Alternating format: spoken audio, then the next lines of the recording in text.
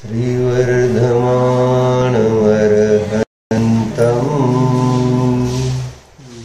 नत्वा बालप्रबुद्धये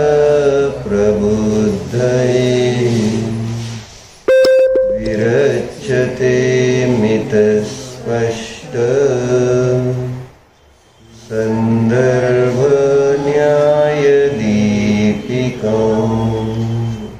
न्यायदीपिका का वाचायची चर्चा चालली बरोबर. तर प्रस्तावना पण म्हणत होतो जीवन की सबसे श्रेष्ठ निधी. पहिलंच पान होतं प्रस्तावना. त्याचं शीर्षक सुद्धा फार सुंदर आहे. अगदी प्रेमात पडण्यासारखं आहे ते शीर्षक. शूल्यका 105 चंद्रमती माताजींनी लिहिलेली प्रस्तावना. कोण होते चंद्रमती माताजी? मध्ये चंद्रमती माताजींनी लिहिलंय. कोण होते? महाराज ज्या गृहस्थ होते त्या दोघांनी मिळून दीक्षा घेतली ती 1975 साली. आपलं सांगितलं तुला, दोघांनी मिळून घेतलं तरी चालते दीक्षा घेतली. दाखवलं ना त्या माहिती आहे. चंद्रमती माताजी दिसले का तुला? माताजी त्याच्यात हुशार होते. त्याला 90 साली समाधी झाली त्याची. एकदम शिक्षिका जशी शिकवते ना मॅडम तशी शिकवायची तिथं. अगदी ह्यांची मम्मी होती नयनतारा काकी. तुम्ही पण जा. जीवनाची सर्वश्रेष्ठ निधी म्हणजे संपत्ती. अज्ञानामुळे आम्हाला जड वैभवच निधी वाटतं. खरं बघायला गेलं तर जड निधी आनंदाचं ज्ञानाचं कारण नसते.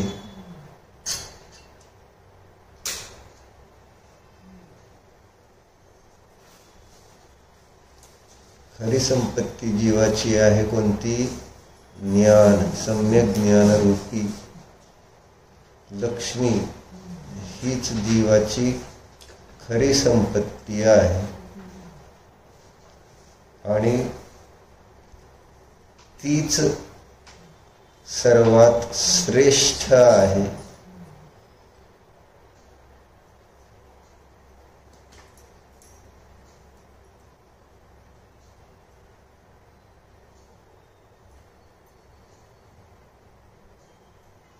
परंतु त्याची किंमत न कळल्यामुळं त्याचा वापर कसा केला जातो आमच्याद्वारे. आपल्याच निधीची आपल्याला किंमत नाही. जसं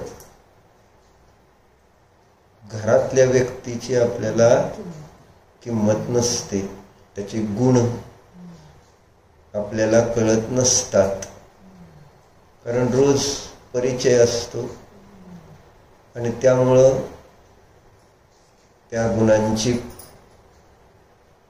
आपल्याला किंमत दिसून येत नाही. जवळ असलेल्या वस्तूचं व्हॅल्युएशन कळत नाही. जे आपल्या जवळ आहे त्याची प्रत्येकाची किंमत काय आहे ते कोणाला कळणार आहे? ज्याच्याकडे ती नाही त्याला ते कळतं. तुझ्याकडे कपडे आहेत, अशी जीव आहेत का ज्याच्याकडे कपडे पण नाहीत? आपल्याला काय कपड्याची किंमत आहे का? कारण आपलं सहजतेने उपलब्ध आहे. घर आहे आपल्याकडं, किंमत आहे का आपल्याला त्याची?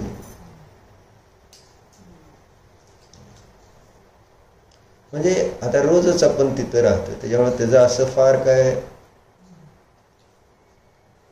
महत्व वाटत नाही किंवा हे घर किती महत्वाचं आहे, मला छत आहे डोक्यावर. असे किती जीव आहेत ज्यांना छत पण नाही डोक्यावर. ऊन, वारा, पाऊस, थंडी,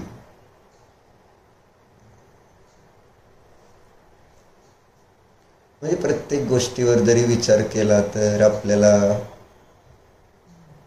लक्षात यायला पाहिजे, पण विचार केला तर येईल ना. ज्ञानाचा वापर त्याच्यासाठी केला तर. आता तिकडं अमेरिकेमध्ये धर्म किती दुर्लभ आहे. मंदिर दर्शन किती दुर्लभ आहे आणि आपल्याला सहजतेने उपलब्ध. आपल्याला व्हॅलिडेशन किती आहे, ठीक आहे, पण असं काय रोजच आहे, अभ्यस्त झालाय, आज परिचय झाला, पण त्याची व्हॅल्युएशन कोणाला कळणार आहे?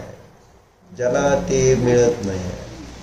रोज शास्त्र आहे, सांगणारे आहे, पुस्तकं आहे, मग आपल्याला सहजतेने उपलब्ध. आपल्याला किती पुस्तकं, तिथं पुस्तकं मिळायची अगोदर घरात ठेवायचं कुठं पुस्तकाचा प्रश्न नाही. आपल्याला कळते का आपल्याला किती मोठा खजाना. पुस्तकं म्हणजे आपल्याला जिनवानी जी आहे त्याची व्हॅलिडेशन आपल्याला येते का, कळते का?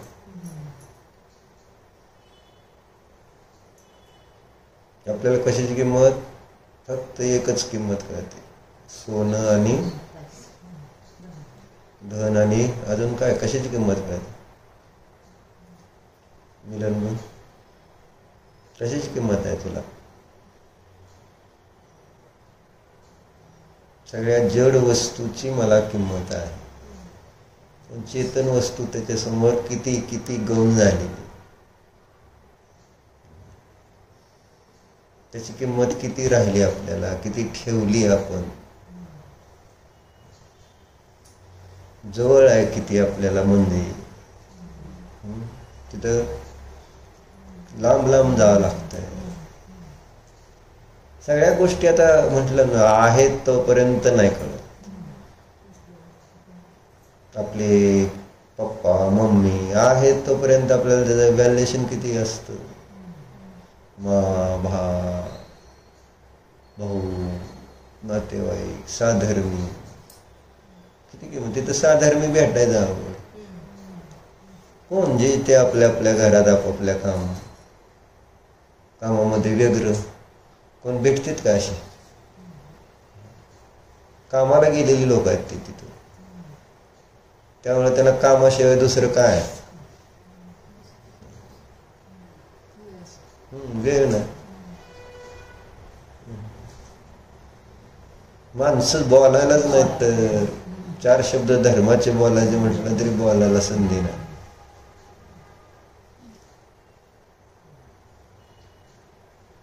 स्वतंत्र दिगंबर मंदिर आपल्याला दर्शन करायला, तिथं स्वतंत्र दिगंबर मंदिर ना, शतंबर दिगंबर मिक्स. तिथं शतंबर, इथं दिगंबर, असं मोठं भव्य मंदिर थोडंच. काही ठिकाणी व्हायला लागली ती गोष्ट वेगळी, पण दुर्ला आपल्या इथं स्वतंत्र वेगवेगळी आहेत का नाही, जागा आहे. व्हॅल्युएशन कळलं पाहिजे ना, किंमत. मंदिर, मला रोज मंदिरात दर्शन करायला मिळते, अहो भाग्य भासित होतंय. म्हणलं जे सुलभतेने प्राप्त झालेल्या गोष्टी आहेत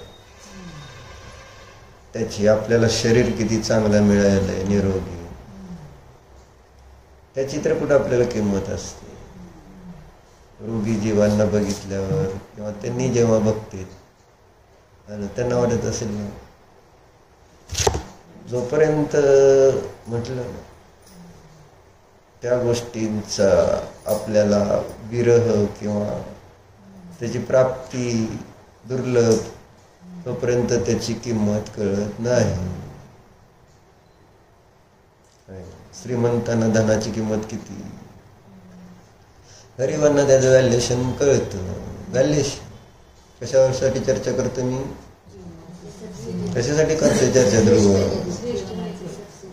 ही सगळं उदाहरणं आहेत, कशासाठी सांगतो?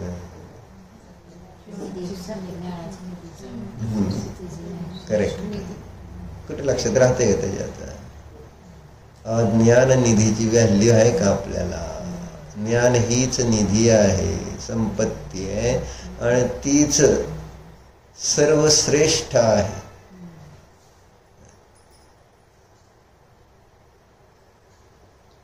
जीवन की सर्वश्रेष्ठ निधी. जर जीवनात कोणती सर्वश्रेष्ठ संपत्ती आहे तर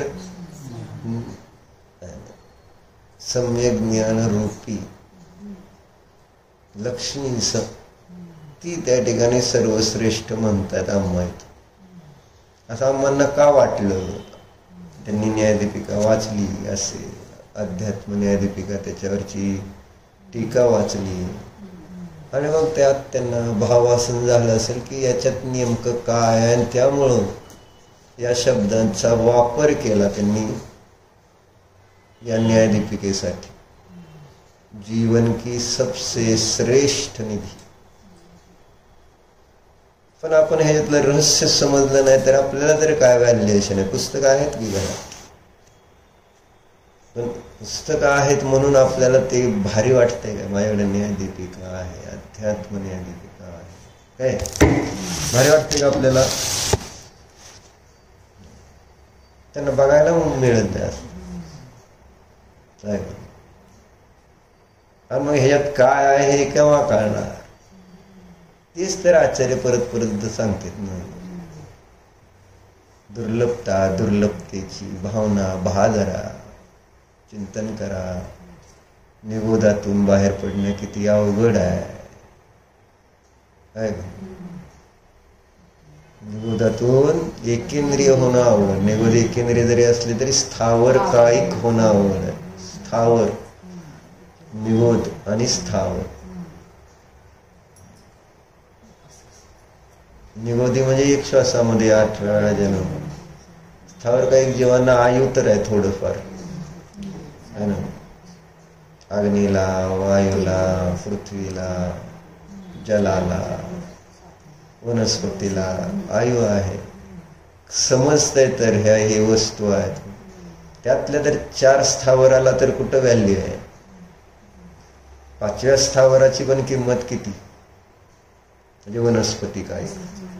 एक तर 4 स्थावराची किंमत किती? म्हणजे त्याच्या शरीराची किंमत आहे मला थोडीफार, पण त्याला जीव म्हणून व्हॅल्युएशन किती आहे?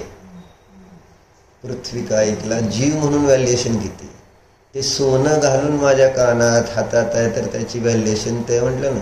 त्याच्या शरीराची किंमत आहे, पण त्या शरीरात जो जीव होता त्याच्याबद्दल कधी काय आपल्याला असा आतमध्ये स्पर्श होतो? मी एवढं सोन्याची इच्छा करते, कडं घातल्यावर मी भारी दिसतोय, अरे पण त्याच्यातले जीव कधी वाटलं का? कधी त्या जीवाची व्हॅल्युएशन किती? त्याच्या शरीराद्वारे आपली शोभा वाढवतो. म्हणजे त्या जीवाला मारून आपली शोभा. जशी सिनेमात इकडे तिकडे बघतो ना आपण, घरात वाघाचं, सिंहाचं, हरणाची तोंड लावलेली असते. त्या जीवाने त्यांना मारलेला आहे. म्हणजे ते शिकारी वगैरे असतील आणि अशी शोभा म्हणून लावलेली असते ना त्यांनी घरातली. तसं आपण मग ठीक आहे, त्यांनी त्या मोठ्या संज्ञी पंचेंद्रियाला मारून घरात ते टांगून ते शोभा मानतात. आपण काय करतो? आपल्याला कधी कळतंय का बाबा हे सोनं, पृथ्वी काय जीव होतं कधीतरी खाणीमध्ये असतं आणि त्या खाणीतून त्यांना बाहेर काढलं गेलं. बाहेर काढल्यावर लगेच मरत नाहीत ते, परत त्याला मग अग्नीत टाकलं, रोस्ट केल्यासारखं. कसं होईल? पण फॉरेनमध्ये पंचेंद्रिय जेव्हा रोस्ट करतात का नाही जिवंत, माहिती आहे? डुक्कर, कोंबड्या, गाई, म्हशी अशा रोस्ट करतात. म्हणजे खाली अग्नी असते ना, असं त्याच्यावर ते फिरवतात. तरी भयंकर दुःख आहे. मला सांग, बेकार आहे संसार, बेकार आहे. म्हणजे त्यांना ती अवस्था प्राप्त झाली, ती त्यांनी सर्वश्रेष्ठ निधीची किंमत केली नाही. जे जी जीव या संसारामध्ये दुःख भोगतायत त्याचं कारण आहे सर्वश्रेष्ठ निधीचं अज्ञान. त्यामुळं सगळं हे अशा प्रकारचं दुःख भोगावं लागतं त्यांना.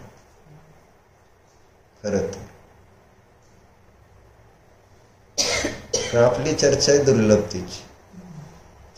म्हणजे एकेंद्रिय जीवाला जे स्थावर कायिक जीवामध्ये 4 कायिक जे जीव आहेत त्यांच्याकडे जीव म्हणून पाहिलं जात नाही. त्या शरीरामध्ये असलेल्या जीवाची व्हॅल्युएशन कळत नाही मला. त्या एकेका शरीरामध्ये असणारे जे जीव आहेत ते पण सिद्ध समान आहेत. ही दृष्टी केव्हा उत्पन्न होणार? आणि ती दृष्टी ज्याला उत्पन्न होते ज्या ज्ञानामध्ये, ती सर्वश्रेष्ठ निधी. सगळ्या जीवाला जीव म्हणून मानणं. 4 जीव तेवढे. ध्रुव तेवढा जीव आहे का? ध्रुव खोकला आलाय का? ताप आलाय का? बरं आहे का? म्हणजे सेकंदाला तेच ध्रुव ध्रुव ध्रुव ध्रुव ध्रुव ध्रुव. 2 दिवसात ताप आला होता, 4 ते 3 दिवस असं. पण किती चिंता.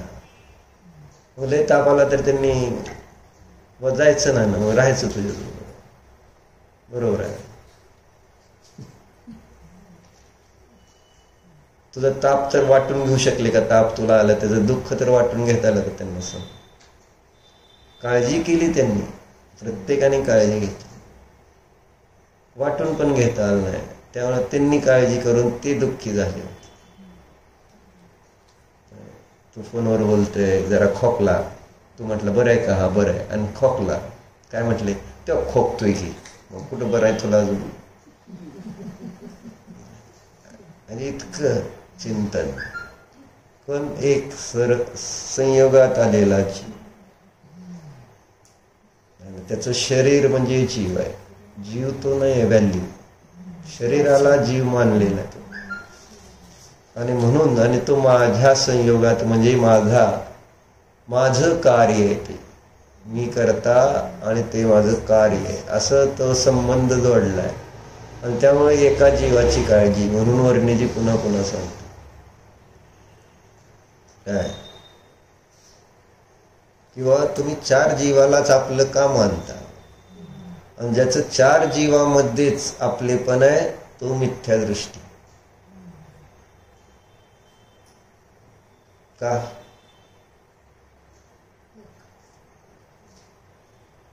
का?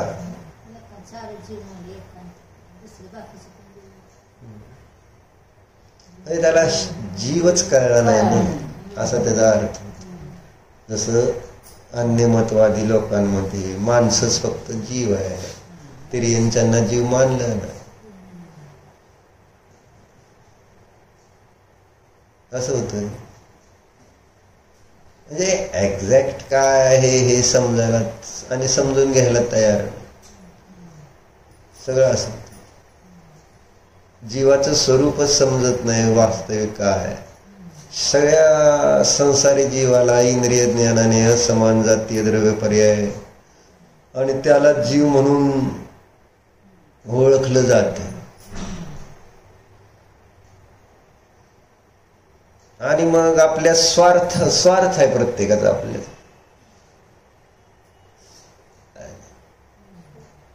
मग आपला जिथं स्वार्थ आहे तिथं दुसरे किती जीव गेले तरी आपल्याला त्याच्याबद्दल काय फरक पडत नाही. आपल्या सुखासाठी दुसऱ्या जीवाचा जरी घात झाला तरी आपण त्याच्याबद्दल फार काय विकल्प करत नाही. असे स्वार्थी. मला सुख मिळालं पाहिजे, रौद्र ध्यान. बाकी मला ते जीव मरतात का जगतात याची चिंता आहे का? मला जिभेला टेस्ट आली पाहिजे, मला नाकाला वास चांगला आला पाहिजे, मला डोळ्याला चांगलं बघायला मिळालं पाहिजे, मला चांगलं झोपायचं किंवा स्पर्शेंद्रियाचे भोग मला चांगले पाहिजे. त्यात किती जीव मरते जगते याच्यावर काही विचार आहे का? मला सांग. मला चांगली फिलिंग यायला पाहिजे. मला म्हणजे ते मलाचा अर्थ शरीराला आहे ना. शरीराला फील चांगला आला तर मला इंद्रियांना गुड फिलिंग आली तर मला गुड फिलिंग असं आहे. मग ती गुड फिलिंग कोणत्याही बेसवर मला पाहिजे असं संसारातल्या जीवांचं चिंतन आहे. तशी धारा दिसून येते. मला बाकी काही कळत नाही. कारण मीच तेवढा एक जीव आहे, बाकी अजीवच असत. मीच तेवढा म्हणजे त्याला जे समजतंय जो जीव समजतो. बाकी जीवाचं काय विकल्प करायचं कारण आहे का? मग ही श्रद्धा तर बसवली पाहिजे. काय आपण व्यवहारात असलं किती होतंय काय करतोय हा आपला मोह आहे. परंतु श्रद्धांतर समीचीन करावं लागेल की बाबा वस्तुस्थिती काय आहे. हे श्रद्धांतर अतिशय दृढ केलं पाहिजे. जीव जाती जाणल्याशिवाय जीव दया होणार नाही. आणि जीव जाती समजणार आहे जीव जाणल्यानंतर. जीव जाणला तर जीव जाती समजेल. जीव जाती समजली तर जीव समजेल. सगळं असं म्हणजे वस्तूमध्ये द्रव्य पर्याय असल्यामुळे जीव जाती पर्याय आहे, जीव द्रव्य आहे. असं द्रव्य पर्यायात्मक वस्तू आहे. म्हणून दोन्ही समजून घ्यावे लागते. जाती काय, द्रव्य काय. व्यवहारामध्ये अहिंसेचं पालन करण्यासाठी जाती कळली पाहिजे. आत्मकल्याणासाठी जीव कळला पाहिजे. शुद्ध जीव द्रव्य कळलं पाहिजे. चैतन्य जे आहे ते समजलं.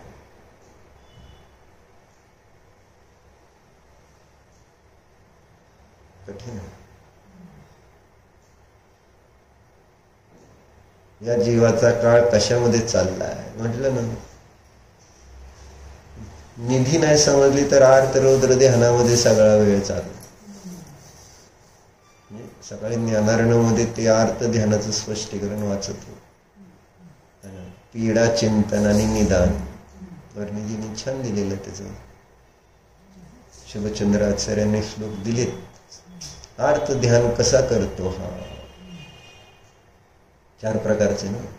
इष्टाचा वियोग, अनिष्टाचा संयोग आहे ना, शरीरामध्ये होणारी पीडा आणि निदान.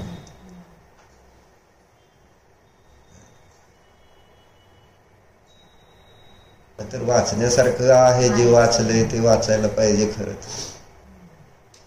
केंद्रियातून म्हणजे निगोतातून स्थावर होणं किती अवघड कळलं. म्हणजे ते स्थावर झाले तरी त्या स्थावरांना जीव मानणं किती कठीण आहे. 4 प्रकारचे स्थावर, पृथ्वी, जल, अग्नी, वायू. याला कळत नाही हे जीव आहेत म्हणून. वनस्पतीला कुठं तरी आता आपल्याला पुन्हा समजावून सांगितलं. त्यामुळे त्या वनस्पतीला जीव म्हणून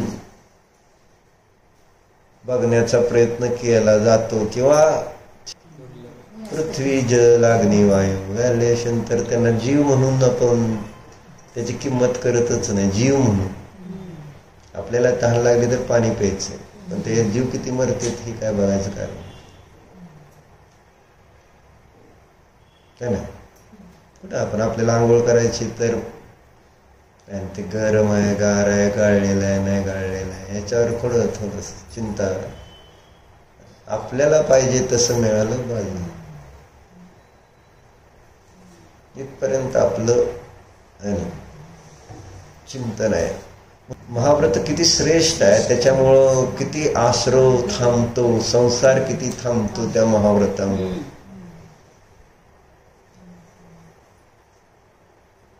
कारण अहिंसा, सत्याचर्य, ब्रह्मचर्य, परिग्रह आदी काय खतरनाक आहेत महाव्रत. म्हणजे सांगायचं काय, आपण त्या जीवाकडे जात नाही, आपल्या जीवाला बघतो एवढंच. त्याच्यामध्ये अजून जीव सिद्ध पण झाला नाही ना. विज्ञान जेव्हा सिद्ध करून दाखवेल, त्याचे प्रयोग दाखवेल त्यावेळेस आपल्याला त्या जीवाचं जीवत्व म्हणून मान्य होते. वनस्पतीला नाहीतरी पुढं जीव म्हणून मानलं जात होतं. हे जगदीशचंद्र बोसनं जेव्हा सिद्ध करून दाखवलं त्यावेळेस मग त्याला जीव म्हणून मान्यता प्राप्त झाली. तोपर्यंत जीव म्हणून मान्यता प्राप्त नव्हती. आणि विज्ञानासाठी जीव खरं तर काय नाहीच ऍक्च्युली, खरं सांगायचं. आज सकाळीच प्रमेय कमळ मारतांमुळे 4 वाक मत वाचत होतो. नाही आहे जीव म्हणून असं वस्तूच नाही. पृथ्वी जल अग्नी वायूचा संयोग आणि त्याचा वियोग, जीव नावाची वस्तूच नाही. त्यामुळे तुम्ही ते सगळं सोडाच. अशी छान चर्चा त्यांनी घेतली. चौथे सांगायचं काय, पृथ्वी जल अग्नी वायू यांची किंमत आपल्याला जीव म्हणून कळत नाही आहे. म्हणजे दुर्लभता सांगायची जी आपल्याला वर्तमानात मिळालेली पर्याय अवस्था आहे ती समजायला पाहिजे का नको. माझा फोन घेतला तेच वाचून दाखवून म्हणजे उदाहरणं देऊन सांगितलंय सर्वार सिद्धीमध्ये बोधी दुर्लभता. नाही का काय झालं बोधी दुर्लभ भावनेचं वर्णन करताना कितव्या अधिकारात आहे, 9व्या. एक निरोध शरीर में सिद्धों से अनंत कोणी जीव. कळत नाही काय नाही. शरीर असतं का नाही, शरीर निगोदी जीव असते त्यांना शरीर असतं का? निगोदी जीवाला शरीर असतं का? काय लाका फक्त सिद्ध शरीर आहेत, बाकी सगळे शरीर वाले म्हणून शंका तरी यायला पाहिजे. हो असतच, इतकं कॉन्फिडन्स न सांगायला पाहिजे.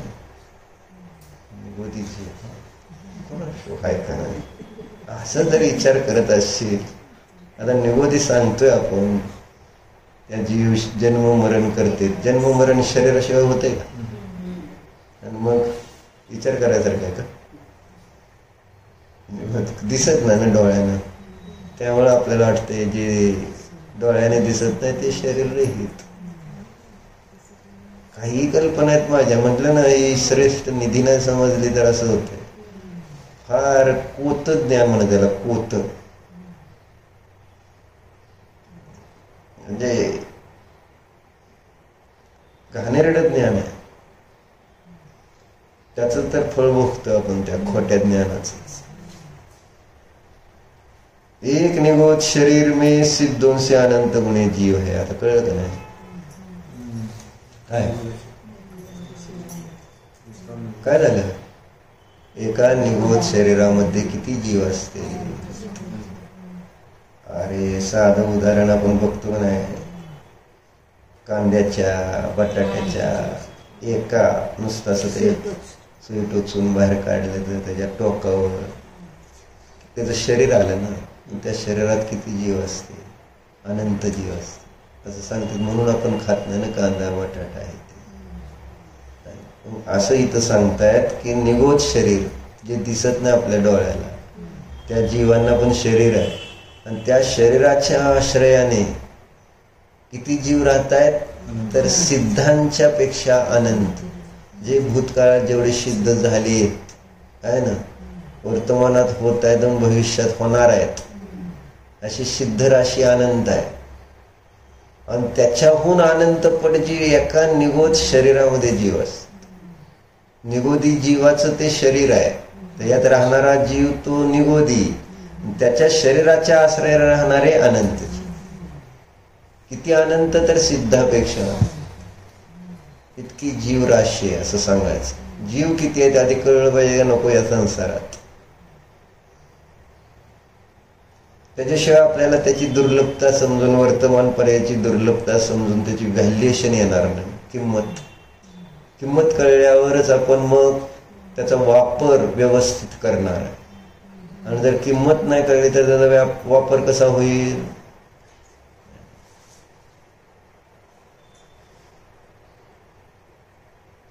जोपर्यंत किंमत कळत नाही तर त्याचा वापर त्या कुंभाराला गरीबाला मिळालेल्या हिऱ्याप्रमाणे आहे. ते गाढवाच्या गळ्यात बांधण्यासाठी वापरला जाईल. एखादा शोकेसचा तो पीस होऊन जाईल. व्हॅल्युएशन माहिती नाही ज्याला त्याच. म्हणून इथं समजावून सांगतायत की एक निगोद शरीर में सिद्धों से अनंत गुणे जीव है. कळलं का? इस प्रकार स्थावर जीवों से सब लोक निरंतर भरा हुआ है. सर्व या तिन्ही लोकांमध्ये आहे ना. कोणते जीव आहेत? स्थावर जीव आहेत. त्रस नाडीमध्ये फक्त त्रस असते. नाहीतर हे लोकाकाश आहे ना 343, तर यात सगळीकडे स्थावर म्हणजे कोण? हा बरोबर. स्थावर काही जीव सगळीकडे भरलेले आहेत.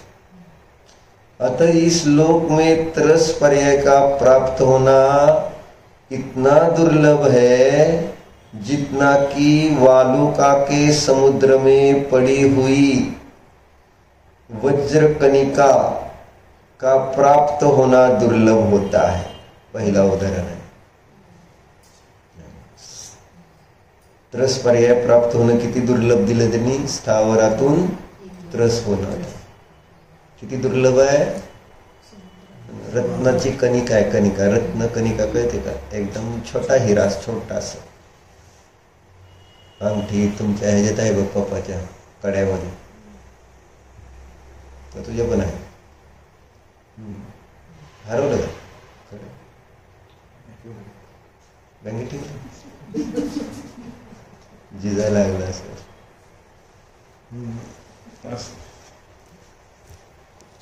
मग तो एक छोटासा हिरा जर एखाद्या वाळवंटामध्ये पडला, वाळवंटामध्ये ती चमकते ना माती वाळवंटातली. आता परत ती प्राप्त होणं सापडेल का? तर आचार्य म्हणते ती एक वेळेस सापडेल, परंतु स्थावर पर्यायातून त्रस पर्याय मिळणं कठीण. कारण स्थावर तर सगळ्या लोकात आहे, त्रस मात्र त्रस नाडीत होत. म्हणून मी पहिलं उदाहरण. उसमें भी आता त्याच्यामध्ये परत त्रस मध्ये विकलेंद्रिय जीवों की बहुलता होने के कारण, इसकी कोणाला म्हणत विकलेंद्रिय? अभिजित विकलेंद्रिय कोणाला म्हणते?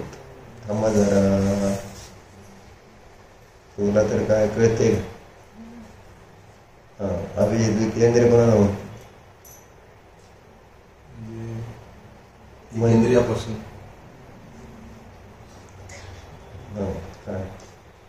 ऍक्शन कमी आणि बुद्धीचा वापर जास्त करून सांगा. त्याला विकलेंद्रिय म्हणत का? का बरं?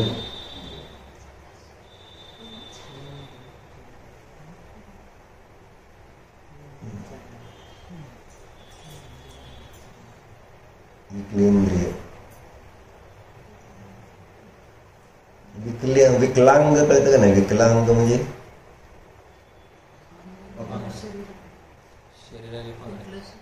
पांगळा असं नाही. विकलांगाचा अर्थ कुठलं ना कुठलं अंग कमी असणं. आपल्याला 8 अंग आहेत, 8 अंगातलं एखादं अंग नसणं, त्यावेळेस त्याला विकलांग म्हणतात. एक हात नाही, पाय नाही, अजून काय असे 8 अंग कोणते येते? डोळे नाही. डोळे काय अंग आहे का? 4 झाले ना. पुढं तेवढंच होईल. पोट, पाठ, नितंब आणि डोकं अशी. त्यातलं एखादं अंग कमी, मग आता ते पुढचे येते. मग त्याच्यात अंतर ते अंगोपांग म्हटले जातात. डोळे, नाक, कान हे अंगोपांग आहेत, उपांग आहेत. ते अंगाने हे उपांग. तर विकलेंद्रिय म्हणजे ज्यांची इंद्रिय पूर्ण आहेत. पूर्ण इंद्रिय म्हणजे 5 इंद्रिय पाहिजे. पाचही इंद्रिय ज्यांना नाही आहे, मग किती आहे, 2 असतील, 3 असतील किंवा 4 असतील, त्याला विकलेंद्रिय म्हणते. कारण एक इंद्रियाला तर स्थावर म्हटलं. विकलेंद्रिय कोणाला म्हणायचं, 2, 3 आणि 4 यांना विकल इंद्रिय म्हणते. 5 इंद्रिय प्राप्त झाली की सकलेंद्रिय झाला, म्हणजे 5 इंद्रिय प्राप्त झाली. बरोबर आहे. काय करा, काय झालं, स्थावर मधनं त्रस होणं किती दुर्लभ आहे. आता त्रस पर्यायामध्ये पुन्हा काय सांगा लागलेत, काय सांगा लागलेत,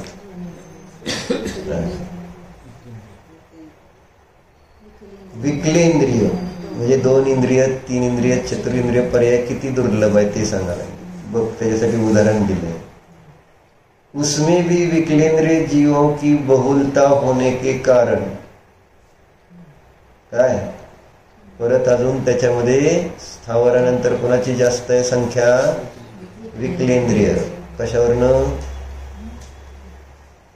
बघतो का नाही, आळ्या पडलेल्या, मुंग्या लागलेल्या अशी विकलेंद्रिय जीव या संसारामध्ये किती आहेत, त्याची राशी खूप मोठी आहे, असंख्यात आहेत ते. विकलेंद्रिय जीवों की बहुलता होने के कारण, काय स्थावर मधलं पुन्हा विकलेंद्रिय झाला. गुणों में जिस प्रकार कृतज्ञता गुण का प्राप्त होना बहुत दुर्लभ होता है, उसी प्रकार पंचेंद्रिय पर्याय का प्राप्त होना दुर्लभ है. कळलं का नाही, काय सांगितलं, उदाहरण काय दिलं, उदाहरण काय दिलं,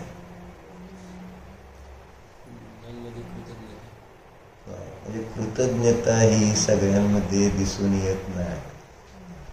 गुणांमध्ये कृतज्ञता नावाचा गुण आहे, म्हणजे केलेल्या उपकाराला न विसरणे, त्याचं नाव आहे कृतज्ञता.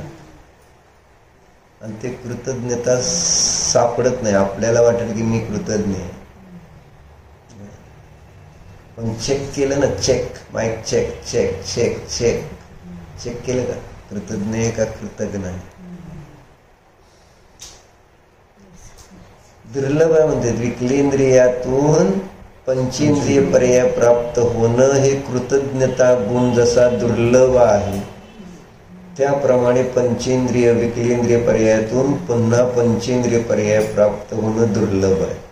हे कृतज्ञता गुण पण दुर्लभ आहे, हा त्याचा अर्थ झाला. उपकाराचं विस्मरण, कृतज्ञता आणि उपकाराचं स्मरण ठेवणारे अतिशय दुर्लभ दिसून येतात जीव आहे ना. कारण इथं काय दिसतंय का, ताकापुरती आजी आणि कामापुरता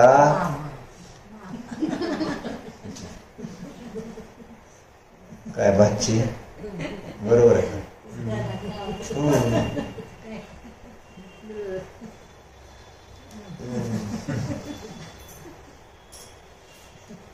काम झालं होला, हा संसारातला गुण दिसतो. संसारी जीवांचा जे भव्य जीव आहेत, निकट काळामध्ये मोक्षाला जाणार आहे, त्यांच्यामध्येच ती कृतज्ञता विशेष दिसून येते.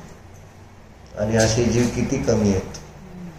भव्य जीवामध्ये निकट काळात मोक्षाला जाणारे जीव फार कमी आहेत ना. तसं इथं सांगतायत, विकलेंद्रियातून पंचेंद्रिय पर्याय प्राप्त होणं कृतज्ञता गुणाप्रमाणे दुर्लभ. मला ते फार फील झालं, म्हटलं खरोखर कृतज्ञता आहे ना किती दुर्लभ आहे. ठीक आहे, तेवढ्या पुरतं आपण जरी आता तुला म्हणजे आपण तेवढ्या पुरतं चांगलं म्हणू, पण परत त्याला किती काळ आपण लक्षात ठेवणार आहे. झालं की थँक्यू म्हटलं, धन्यवाद म्हटलं, थोडं काहीतरी झालं सर, परत नाही ना. आपण ते आयुष्यभर लक्षात ठेवतो का कृतज्ञतेची गुण, केलेल्या उपकाराची. म्हणून चांगल्या चांगल्या गोष्टी कायम लक्षात ठेवायच्या, वाईट गोष्टी विसरून जायच्या, म्हणजे आपल्याला शांती राहते आणि आपल्याला दुसऱ्याच्या प्रती काय होणार नाही, क्रोध वैर भाव उत्पन्न होत नाही. चांगलं जेवढं केलं तेवढं लक्षात ठेवायचं. एक चांगलं कार्य केलं असलं तरी, पण आयुष्यभर चांगलं केलं आणि एक वाईट कार्य केलं तर सगळे चांगले गुण विसरले जातात. खरं आहे. चांगलं मी रोज बोललो तुझ्याशी, एक दिवस तुझ्याशी उलट बोललो, काय काय भाव होतील? काय नाही, अर्थ नाही मामामध्ये 100%. देव गुरुबद्दल सुद्धा परिणाम होते, तर बाकी काय? इतकी विचित्रता आहे. सोपं नाही. पुढं पुढं चाललोय ना, तसं तसं कृतज्ञता अजून विशेष रूपाने, व्यक्त रूपाने दिसायला लागली. म्हणून तर मग वृद्धांना आश्रमामध्ये ठेवलं जाऊ लागलंय. म्हणजे मित्र फक्त गप्पा मारायला, मैत्रिणी केवळ किटी पार्टीजला. कोण कोणाला मदत करते सांग? आता सांगा काय मित्राचं. आमच्या लहानपणी मित्र म्हणजे त्यांच्या घरी जावा, कधी पण जेवा, खावा, प्या, असं. म्हणजे मित्र म्हणजे एक असं गळ्यात हात टाकून तो चालतो ना, तोच मित्र. तुम्ही आता कधी गळ्यात मित्राच्या अशा हात टाकून कधी चाललाय का रस्त्यानं? असं आठवत आहे तो. लहानपणी आपण असं टाकायचो गळ्यात, शाळेत नाही येताना मस्त दोस्ता म्हणायचो. काय नका दोस्त असं होते. आता हा मोबाईल पुरते दोस्त, म्हणजे नुसतं चॅटिंग करायचं, फोन करायचा, खाऊ पिऊ घालायचं, काय नाही होते का असं? स्वार्थ, सगळे स्वार्थ. नातेवाईक कोण कोणाच काय नाही.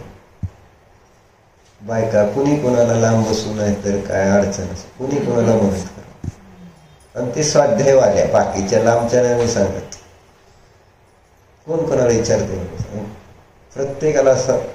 पुन्हा अजून त्याच्यात स्वाभिमान तिथं सगळ्याला असतो. कुठं? तिथं मी कशाला बाबा तिला विचारायचो, तिला काय वाटेल. आणि मैत्रीण फार जीवाभावाची मैत्रीण. मग आता तुला अडचण आहे तर बोलो की, जाऊन हॉटेलात खाते. पण ती मैत्रीण असं म्हणत नाही की बाबा मी नाही आहे, तेवढं मग नवरा एकटा आहे तर दे तिला जेवायला, डबा पाठव, नाही तर घरी जेवायला बोलव त्याला. शेजारी बोलवत नाही ती.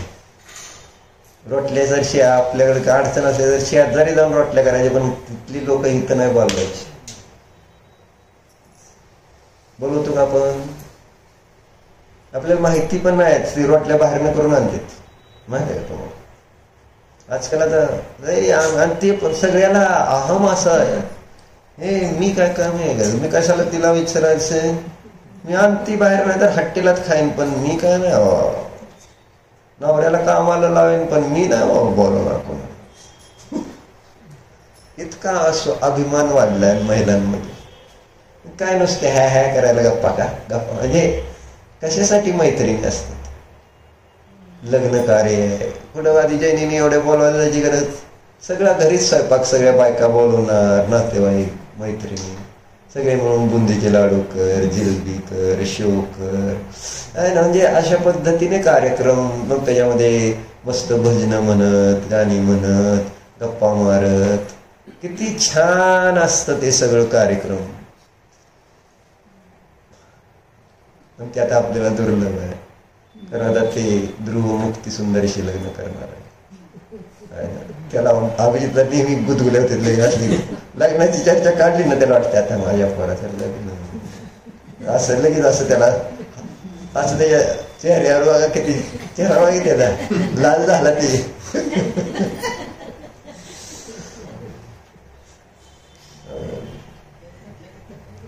कृतज्ञता आहे का सांगा?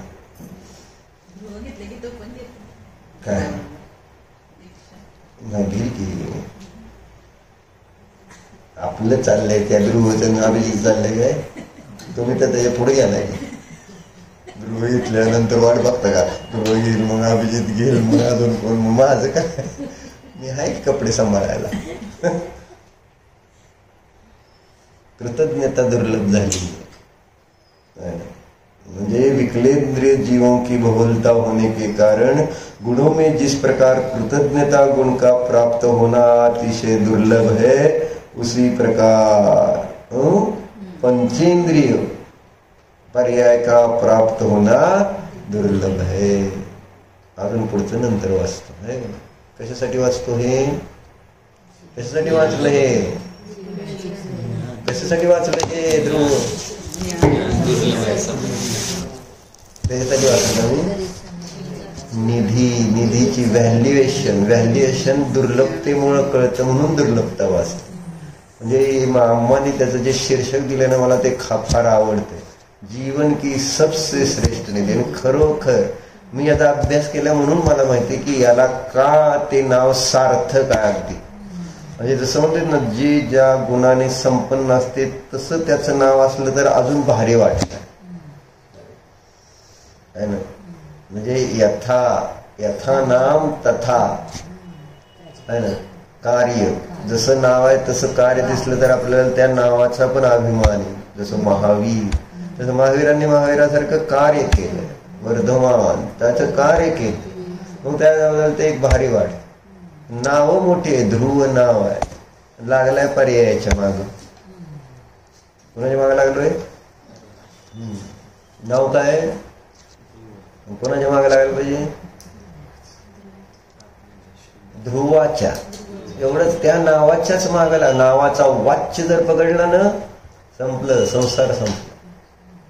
असं आहे, त्या क्षणात संसार संपला. म्हणून ती श्रद्धा दृढ करायची. म्हणून सांगायचं काय, जीवन की सबसे श्रेष्ठ निधी जेव्हा ह्या न्यायदीपिकेला म्हणतायत माताजी, तर ते का म्हणतायत याचा अभ्यास ज्याला का झालाय आणि त्या अभ्यासातून त्याचा अनुभव ज्यांनी घेतलेला त्याला कळते की वाय दिस इज जीवन की सबसे श्रेष्ठ. कळेल तुम्हाला हळू. ओम नमः.